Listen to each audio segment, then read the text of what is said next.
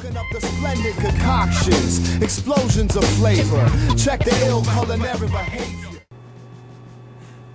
Word up, gangsters, and welcome to another edition of Size Hip Hop T-Shop Blog. And today is Funk and Soul Thursday.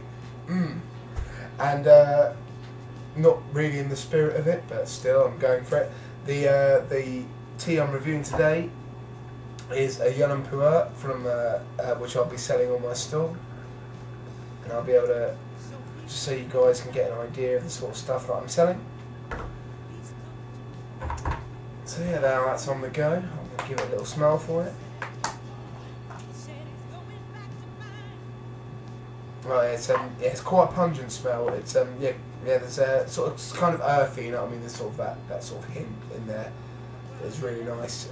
Well, it's interesting. I must admit, I'm not the. I haven't tried loads of Pu-Erhs, so I'm not like very au fait, if you know what I mean. I'm not very au fait with it. So this will be an interesting experience for both of us. Well, all of us, depending how many of you are watching this video at the time. So let's give it a smell wet. And yeah, bizarre. Well, you know, I say bizarrely, possibly unsurprisingly, but the earthy smell sort of becomes a lot more muddy with the water added. There's some quite aggressive high notes in there as well. Almost reminds you kind of like of glue. But yeah, so yeah, we'll see what happens with that. I'll take this opportunity again, as always, to mention the music listening to, as it is Funk and Soul Thursday. Yeah.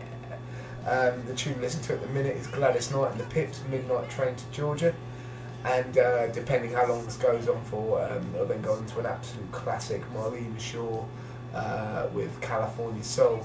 I almost hope this is slightly under the Gladys Knight tunes, then I can abuse Marlena Shaw for the next one. That's going to be wicked.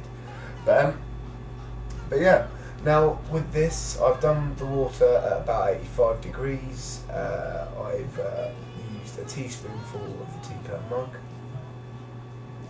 This is quite a dark sort of colour. There you go.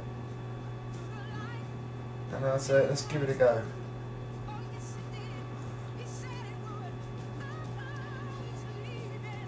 Now, you know what, I was as much as I was complaining about the smell of it, and how it smells like glue and that, it's actually not too bad. I mean, it's overwhelmingly it's kind of a taste of hay.